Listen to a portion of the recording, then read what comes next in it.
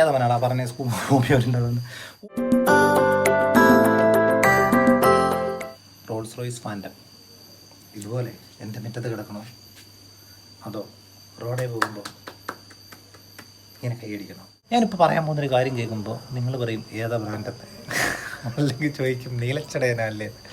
പക്ഷേ അതിൻ്റെ യഥാർത്ഥ അവസ്ഥയാണ് ഞാൻ പറയുന്നത്. അതറിയുന്നതിന് മുമ്പിട്ട് ഒരു സയൻസിൻ്റെ ഒരു കുഞ്ഞ് കണിക എനിക്ക് നിങ്ങളോട് പറഞ്ഞാലേ പറ്റത്തുള്ളൂ. നിങ്ങൾ എന്നെ എന്തുകൊണ്ട് എങ്ങനെ കാണുന്നത്, എങ്ങനെയാണ് ഒരു വെട്ടം വന്ന് എൻ്റെ മുഖത്ത് വീണു, അല്ലെ എൻ്റെ ശരീരത്തിൽ വീണു, അല്ലെ നമ്മുടെ ചുറ്റുപാട് വീണു, ആ വെട്ടം തിരിച്ച് നമ്മുടെ, അതായത് നിങ്ങളുടെ കൃഷ്ണമണിയിലെത്തി അവിടെ നിന്ന് കിടത്തോട്ട് പോയി അവിടെ നിന്ന് പ്രോസസ്സ് ചെയ്ത് നമ്മുടെ തലച്ചോറിൽ ആ കാഴ്ച എന്ന് പറയുന്ന ഒരു സംഭവമാണ് ഡെവലപ്പ് ചെയ്തെടുക്കുന്നത്. അപ്പം നിങ്ങൾക്ക് കാഴ്ച എന്താണെന്ന് മനസ്സിലായി. കാരണം ഏതെങ്കിലും ഒരു സോഴ്സിലുള്ള പ്രകാശം നമ്മുടെ ദേഹത്ത് വന്ന് വീഴണം, അല്ലെങ്കിൽ ഒരു വസ്തുവിൽ ഈ ഒരു പൂവ് എന്ന് പറയുന്നതിൽ ഈ ഒരു പൂവിലേക്ക് ഇതിൽ വന്ന് വെട്ടം വീണു, ആ വെട്ടം നമ്മുടെ കണ്ണിലേക്ക് റിഫ്ലക്റ്റ് ചെയ്തു. ആ റിഫ്ലക്റ്റ് ചെയ്ത് കഴിഞ്ഞിട്ട് നമ്മൾ ഉടനെ നമ്മുടെ ബ്രെയിൻ ഇതിനെ അനലൈസ് ചെയ്തു. കണ്ടേ, ഓക്കെ ഇതൊരു പൂവാണ്, നമുക്ക് മനസ്സിലായി. ഈ മനസ്സിലാക്കലുകൾ കൊണ്ടാണ് നമുക്ക് നമ്മുടെ ഈ ചുറ്റുപാടുമായി ഇൻട്രാക്ട് ചെയ്യാൻ പറ്റുന്നതും നമുക്ക് കാര്യങ്ങൾ മനസ്സിലാക്കുകയും ഒക്കെ ചെയ്യാൻ പറ്റുന്നതും. പക്ഷേ ഇതിൽ ഏറ്റവും രസകരമായ ഒരു കാര്യം എന്ന് പറയുന്നത്, നമ്മൾ എപ്പോഴെങ്കിലും നമ്മുടെ പാസ്റ്റിലേക്ക് ഒന്ന് നോക്കാൻ ശ്രമിച്ചിട്ടുണ്ടോ? നമ്മുടെ പാസ്റ്റിലേക്ക് നോക്കുക എന്ന് പറയുമ്പോൾ നിങ്ങൾ വിചാരിക്കും, പിന്നെ ഞാൻ 10 കൊല്ലത്തിന് മുമ്പ് സ്കൂളിൽ പഠിച്ചില്ലേ, അല്ലെങ്കിൽ അത് ചെയ്തില്ലേ, ഇതില്ലേ. ആ പാസ്റ്റ് അല്ല ഞാൻ ഉദ്ദേശിക്കുന്നത്. നമ്മുടെ ഏറ്റവും അടുത്തുള്ള ഒരു ഗാലക്സി, അതായത് ആ ഗാലക്സിയിലേക്ക് നമ്മൾ നോക്കുമ്പോൾ, കാരണം ഇപ്പോൾ നമ്മുടെ നഗ്നനേത്രങ്ങൾ കൊണ്ട് നോക്കുമ്പോൾ ചെറിയതായിട്ട് കാണത്തുള്ളൂ. നമ്മുടെ ഗാലക്സിയായിട്ട് ഏറ്റവും അടുപ്പമുള്ള ആൻഡ്രോമ എന്ന് പറയുന്ന ആ ഗാലക്സിയാണ്. ഈ മൊബൈലൊന്നും വെച്ച് അതിന് ഒന്നും കാണാൻ പറ്റത്തില്ല, ചെറിയ ക്ലൗഡ് പോലെ കാണാൻ പറ്റത്തുള്ളൂ. നമ്മുടെ ആ നിയറസ്റ്റ് ആയിട്ടുള്ള ഏറ്റവും അടുത്തുള്ള അയൽക്കാരനെ നമ്മൾ പെട്ടെന്ന് നമ്മുടെ തൊട്ടപ്പുറത്തുള്ള അയൽക്കാരനില്ലേ, ഓയ് ചേട്ടാ ഓടിവാ എന്ന് പറയുന്ന അത്രയും അടുപ്പമുള്ള ആ അയൽക്കാരൻ എന്ന് പറയുന്നത് ആൻഡ്രോമ എന്ന് പറയുന്ന ഗാലക്സിയാണ്. നമ്മൾ ഈ ഗാലക്സിയിലേക്ക് നമ്മൾക്ക് ഇന്ന് യാത്ര ചെയ്യുന്നതിന് ഏറ്റവും കുറഞ്ഞത് 2.5 മില്യൺ ലൈറ്റ് ഇയർ ആണ് നമ്മുടെ അരികിൽ നിന്ന് പോകുന്നത്. 2.5 മില്യൺ ലൈറ്റ് ഇയർ എന്നൊക്കെ പറഞ്ഞപ്പോഴേ നമ്മൾ പണ്ടൊരു വീഡിയോ എടുത്തായിരുന്നു. വെറും 1 കോടി വരെ എണ്ണുന്നതിന് നമുക്ക് എന്ത് സമയമെടുക്കും, എന്താണ് നമ്മുടെ ബ്രെയിനിന് അതൊക്കെ അക്സെപ്റ്റ് ചെയ്യാൻ പറ്റുമോ ഇല്ലെന്നൊക്കെ പറഞ്ഞ് നമ്മളൊരു വീഡിയോ എടുത്തായിരുന്നു, ഓർമ്മയുണ്ടോ?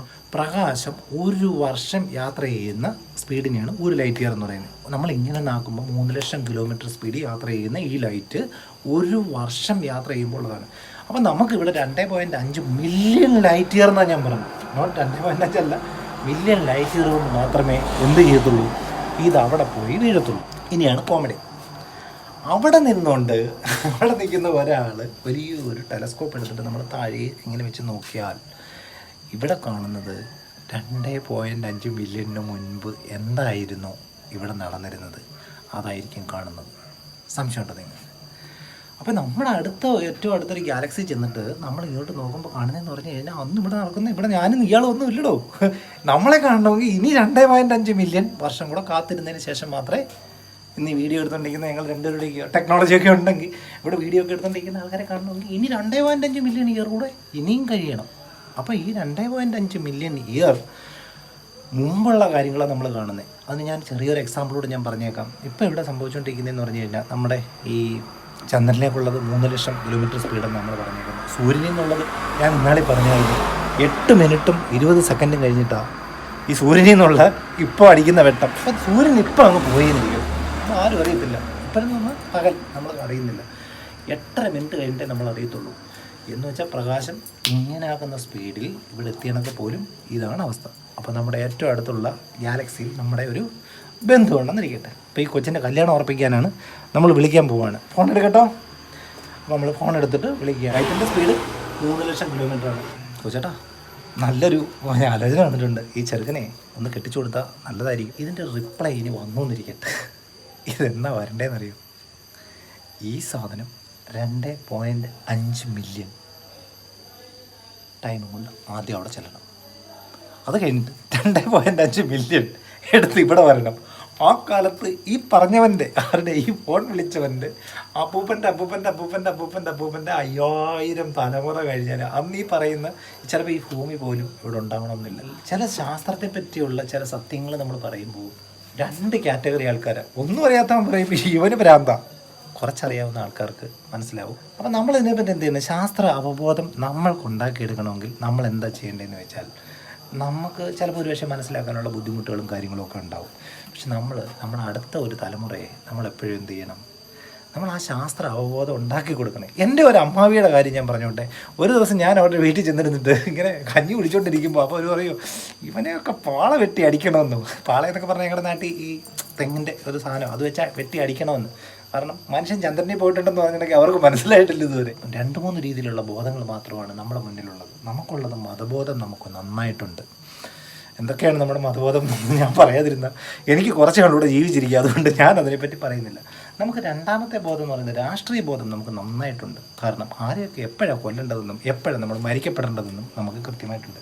3 നമുക്ക് വേണ്ടത്, യഥാർത്ഥത്തിൽ നമുക്ക് വേണ്ടത് എന്ത് ബോധമാണ് നമുക്ക് വേണ്ടത്? സയൻസിൻ്റെ ബോധമാണ് നമുക്ക് വേണ്ടത്. നമുക്ക് ആ ബോധം ഉണ്ടായി എടുക്കണം എന്നുണ്ടെന്നുണ്ടെങ്കിൽ നമുക്ക് കുറച്ച് ബേസിക് അണ്ടർസ്റ്റാൻഡിങ് ഉണ്ടാവണം. ആ ബേസിക് അണ്ടർസ്റ്റാൻഡിങ് നമുക്ക് പണ്ട് കാലത്ത് കിട്ടാതിരുന്നത് കൊണ്ട്, ഒരുപക്ഷെ അവരുടെ കുറ്റമാണെന്നൊന്നും ഞാൻ പറയുന്നില്ല, ചിലപ്പോൾ ആ കുട്ടിക്കാലത്ത് അല്ലെന്നുണ്ടെങ്കിൽ ആ ഒരു ഏജിൽ അവർക്ക് ആ ശാസ്ത്രബോധം വളർത്തിക്കൊണ്ടുവരാൻ പറ്റാത്തത് കൊണ്ടോ അല്ലെങ്കിൽ അതിന് അനുകൂലമായ സാഹചര്യങ്ങളല്ലാത്തത് കൊണ്ടോ ഒക്കെ തന്നെ ആയിരിക്കാം എന്തുണ്ടായിരിക്കുന്നത്, ആ ശാസ്ത്രബോധത്തെപ്പറ്റി അവർക്കൊരു അണ്ടർസ്റ്റാൻഡിങ് ഇല്ലാത്തത്. ഇതൊരു 250 കൊല്ലത്തിന് മുമ്പാണ്.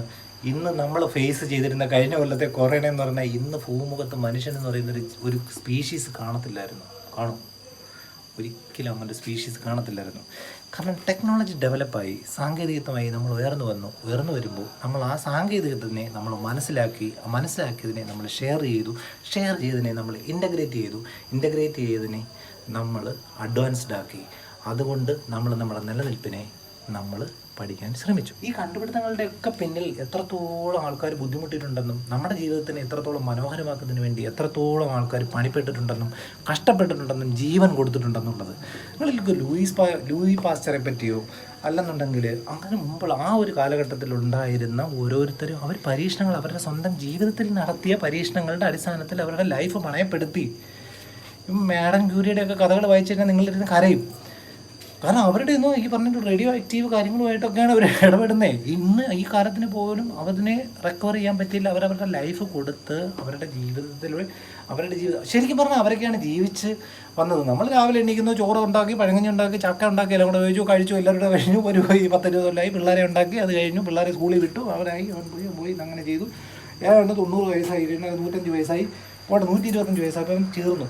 ഇതാണോ വേണ്ടുന്നത്? ഒരാഴ്ചയ്ക്ക് മുമ്പ് ഞാൻ എൻ്റെ അനിയനുമായിട്ട് സംസാരിക്കുമ്പോൾ അവൻ എന്നോടൊരു കാര്യം പറഞ്ഞായിരുന്നു. അയ്യോ, ഇതൊക്കെ അറിഞ്ഞിട്ട് ഇനി എന്നാ സാധിക്കാനെന്ന്. ഞാൻ തിരിച്ച് നിങ്ങളോടൊരു ചോദ്യം ചോദിച്ചോട്ടെ, തെറ്റാണെങ്കിൽ നിങ്ങളങ്ങ് ക്ഷമിച്ചേര്. ഞാൻ നിങ്ങളോട് ചോദിക്കുന്നൊരു ചോദ്യം, ഇതൊക്കെ അറിഞ്ഞിട്ട് നിങ്ങൾ എന്താ ചെയ്യേണ്ടതെന്നല്ലേ നിങ്ങൾ ചോദിച്ചേ? ഇതൊന്നും അറിയാതെ നിങ്ങൾ ജീവിക്കുന്നതിൻ്റെ അർത്ഥം എന്താണ്? നിങ്ങളെപ്പോലല്ലേ ഒരു പട്ടി, നിങ്ങളുടെ വീട്ടിൽ വളർത്തുന്ന പട്ടി. ആ പട്ടി ആഹാരം കഴിക്കുന്നുണ്ട്, മേറ്റ് ചെയ്യുന്നുണ്ട്, കുട്ടികളെ ഉണ്ടാക്കുന്നുണ്ട്. ആഹാരം പട്ടിയുടെ കുഞ്ഞുങ്ങളെ ഉപദ്രവിക്കാൻ ചെന്ന് ആ പട്ടി ആക്രമിക്കാൻ നിൽക്കുന്നുണ്ട്. നിങ്ങൾ അതിനെ വളർത്തുന്നില്ലെങ്കിൽ അത് എവിടുന്നെങ്കിലും കൊണ്ടു കൊടുക്കുന്നുണ്ട്. പശിയും പട്ടിയും മൃഗങ്ങളും ഒക്കെ തന്നെ ചെയ്യുന്നുണ്ട്. നിങ്ങൾ അവരിൽ നിന്നും ഒട്ടും വ്യത്യസ്തരല്ല. ഒരേ ഒരു കാര്യത്തിൽ മാത്രമേ നിങ്ങളുടെ വ്യത്യസ്തതയുള്ളൂ. അത് നിങ്ങളുടെ തലച്ചോറിൻ്റെ കാര്യത്തിലാണ്. ആ തലച്ചോറ് എന്തിനാണ് തന്നേക്കുന്നത് എന്ന് നിങ്ങൾ തിരിച്ചറിയാതെ ജീവിച്ചാൽ പിന്നെ നിങ്ങൾ എന്താ പറയണ്ടേ? അപ്പം നമുക്ക് തന്നിരിക്കുന്ന ഒരുപക്ഷെ നിങ്ങളൊക്കെ പറയുന്നത് ദൈവം തന്ന എന്ന് ശരിയായിരിക്കാം. ദൈവം തന്ന ഈ ജീവിതം, ഈ ലോകം നമ്മൾ മനോഹരമാക്കുകയും നമ്മുടെ കൂടെയുള്ള ആൾക്കാരുടെ കൂടെ ചേർന്ന് അവർക്കും കുറേ കൂടെ മനോഹരമാക്കി കൊടുക്കുകയും ഒക്കെ ചെയ്യുമ്പോൾ നമ്മുടെ ജീവിതം എന്തുകൊണ്ട് മനോഹരമായി എന്നുള്ളത് നമ്മൾ മറന്നിട്ടാണ് നമ്മൾ പറയുന്നത് ഇനി എന്തിനാണ് ഇതൊക്കെ ചെയ്യുന്നതെന്ന് ചോദിക്കുന്നത്. നിങ്ങൾ കണ്ടുകൊണ്ടിരിക്കുന്ന വീഡിയോ ഇല്ലേ, ഈ സംഭവം എന്ന് പറയുന്നത് സ്പെക്ട്രം എന്ന് പറയുന്നൊരു സംവിധാനത്തിൻ്റെ അഡ്വാൻസ്ഡ് വെർഷനില്ല. ലൈറ്റിൻ്റെ സ്പെക്ട്രം ഇലക്ട്രോ മാഗ്നറ്റിക് വേവ്സ് ആയിട്ട് ഇതിനെ മാറ്റി, അത് കഴിഞ്ഞു അവിടെ വന്നു, ഇതിനെ നെറ്റായി, ഇതിനകത്തുനിന്ന് വന്നു, ഇതിൻ്റെ ഡിവൈസുകൾ, എക്യുപ്മെൻറ്റ്സ് ഇതിനെ കൺവെർട്ട് ചെയ്ത് വീണ്ടും ഒരു രൂപമാക്കി നിങ്ങളുടെ മുന്നിൽ കൊണ്ടുവന്ന് അവതരിപ്പിച്ചു. അപ്പോൾ നമ്മളിനി എന്താ ചെയ്യേണ്ടത്? നിങ്ങളുടെ ആശയങ്ങളെയും നിങ്ങളുടെ ആശയ സംവിധാനങ്ങളെയും നിങ്ങളുടെ ഐഡിയോളജിയെയും നിങ്ങളുടെ ചിന്താധാരകളെയും ഒരു കാരണവശാലും ഇനി നമുക്ക് നിഷേധിക്കാൻ കഴിയുകയില്ല. എനിക്കത് വ്യക്തമായ ബോധ്യമുണ്ട്. കാരണം ഞാൻ ബോധ്യപ്പെടുത്താൻ വരുന്നതിൻ്റെ 16ാമത്തെ ദിവസം എനിക്ക് എൻ്റെ ഇഡ്ഡലി സാമ്പാറുണ്ട്, അന്നായിരിക്കും ഞാൻ വരുന്നത്. ഫോഴ്സ് ചെയ്യുകയല്ല, ഞാനത് ഷെയർ ചെയ്യാൻ ഇങ്ങനെ ശ്രമിക്കും. സാങ്കേതിക നോളജ് അല്ലെങ്കിൽ ഒരു സയൻറ്റിഫിക്കലി അത്രത്തോളം ഡെവലപ്പായ ഒരാളോട് പറഞ്ഞാൽ അയാൾ കൃത്യമായിട്ട് എനിക്ക് പറഞ്ഞു തരും. ഞാൻ പറഞ്ഞതിൽ മിസ്റ്റേക്ക് ഉണ്ട്, ഇതൊക്കെ ഡെവലപ്പായി വന്നത് എപ്പോഴാണ്, എങ്ങനെ, എന്തുകൊണ്ടാണ് ഡെവലപ്പായി വന്നതെന്ന്. അപ്പം നമ്മുടെ തലച്ചോറ്, നമ്മൾ ഡെവലപ്പായി വന്ന ആ തലച്ചോറിനെ നമ്മൾ എന്ത് ചെയ്യരുത്? പണയപ്പെടുത്തരുത്. ഞാൻ ഒരു കാര്യം ചോദിച്ചാൽ നിങ്ങളെ ഒന്നുകൂടെ നോവിക്കുകയാണ്. 2 തെറി വിളിച്ചാലും കുഴപ്പമില്ല. എടോ മനുഷ്യ, തൻ്റെ അപ്പൂപ്പൻ്റെ അച്ഛൻ്റെ പേരെന്താണെന്ന് ചോദിച്ചാൽ താങ്കൾക്കറിയാമോ? നോ, എനിക്കറിയത്തില്ല. അപ്പൂപ്പനെ അറിയാം. അപ്പൂപ്പൻ്റെ അച്ഛൻ ആരാന്ന് ചോദിച്ചാൽ വലിയ പാടാ. ഇത്രയേ ഉള്ളൂ താൻ. നമ്മുടെ കണ്ണുകൊണ്ട് കാണാൻ, അല്ലെങ്കിൽ ഇലക്ട്രോൺ മൈക്രോസ്കോപ്പിന് പോലും കാണാൻ പറ്റാത്ത ഒരു പാർട്ടിക്കിളിനെ 10 ലക്ഷവും 20 ലക്ഷവും വരെ കട്ട് ചെയ്ത് മുറിച്ചെടുത്ത് മാറ്റി ക്വാണ്ടം കമ്പ്യൂട്ടിങ് ചെയ്യാൻ പറ്റുന്ന ഒരു സംവിധാനത്തിൻ്റെ ലോകത്തിലാണ് നമ്മളിന്ന് ജീവിക്കുന്നത്. നമ്മളോടൊക്കെ സ്കൂളിൽ പഠിപ്പിച്ചിരുന്നൊരു കാര്യമുണ്ട്, ഭൂമി ഉരുണ്ടതാണെന്ന് പറഞ്ഞത്. ഏതവനാടാ പറഞ്ഞത് ഭൂമി ഉരുണ്ടതെന്ന്? ഭൂമി പന്ത് പോലെ ഇരിക്കുകയെന്ന് പറഞ്ഞത്. ഭൂമി പന്ത് പോലെ ഇരിക്കുമല്ലെന്നേ. ഒരു പന്തെടുത്ത് ചപ്പി അടിച്ച് വെച്ച് ഇങ്ങനെ മടക്കി തിരിച്ച് ഇങ്ങനെ കുറ്റി ഇങ്ങനെ വെച്ച് അതിനെടുത്ത് ഇങ്ങനെ പിടിച്ച് അങ്ങനെയാണ് ഭൂമിയുടെ ആകൃതി. കാരണം ഇന്നലെ പറഞ്ഞതല്ലോ ഇന്ന് പറഞ്ഞത്. സയൻസിൻ്റെ യാത്ര എന്ന് പറയുന്നത് ശരികളിൽ നിന്നും കൂടുതൽ ശരികളിലേക്കുള്ളൊരു യാത്രയാണ് സയൻസിൻ്റെ യാത്ര. പക്ഷെ നമ്മുടെ യാത്രയോ നമ്മൾ പുറമോട്ടാണ് പോകുന്നേ. അപ്പോൾ അതുകൊണ്ട് നിങ്ങൾക്ക് ഈ പറഞ്ഞ കാര്യങ്ങളൊക്കെ ശരിയാണെന്ന് തോന്നുന്നെങ്കിൽ നമ്മളോ പെട്ടു. അതുകൊണ്ട് ഇനി നമ്മൾ നമ്മുടെ കുഞ്ഞുങ്ങളെയെങ്കിലും ഇതിൽ പെടുത്തരുത്. നമ്മുടെ കുഞ്ഞുങ്ങളെയെങ്കിലും ഇതിൽ പെടുത്താതിരുന്നാൽ ഒരുപക്ഷെ നിങ്ങൾക്ക് നേടാൻ പറ്റാതിരുന്ന ചില കാര്യങ്ങൾ അവർക്ക് നേടാൻ പറ്റും. നിങ്ങളിപ്പോൾ ചെയ്യുന്നത് എന്താണ്? അവരുടെ കൊച്ചു പ്രായത്തിലേ അവരുടെ ചറവുകൾ അരിഞ്ഞ് നമ്മൾ വിടുവാണ്. അപ്പോൾ അതൊക്കെ തന്നെ നമ്മൾ മുമ്പൊരു വീഡിയോയിൽ പറഞ്ഞതിൻ്റെ കൂട്ട് റോൾസ് റോയ്സ് ഫാൻറ്റം ഇതുപോലെ എൻ്റെ മുറ്റത്ത് കിടക്കണോ, അതോ റോഡേ പോകുമ്പോൾ ഇങ്ങനെ കൈയടിക്കണോ? ഇതുപോലെ റോൾസ് റോയ്സ് ഫാൻറ്റം നിങ്ങളുടെ മുറ്റത്ത് വന്ന് കിടക്കുമ്പോൾ കൊള്ളാടാ മോനെ എന്ന് പറഞ്ഞുകൊണ്ട് ഇങ്ങനെ പിടിക്കണമെങ്കിലേ അതിനാദ്യം അവൻ്റെ തലച്ചോറിന് വളം കൊടുക്കണം. അതിനവനാദ്യം തലച്ചോറിന് ഫ്രീഡം കൊടുക്കണം. അതിനാദ്യം അവൻ്റെ തലച്ചോറ് വളരാൻ അനുവദിക്കണം. അവന് വേണ്ടുന്ന എക്സ്പോഷർ കൊടുക്കണം, എഡ്യൂക്കേഷൻ കൊടുക്കണം. ഫാൻറ്റൊക്കെ വരുമെന്നേ, വന്നല്ലേ പറ്റൂ, ഇല്ലേ നമ്മൾ വരുത്തും.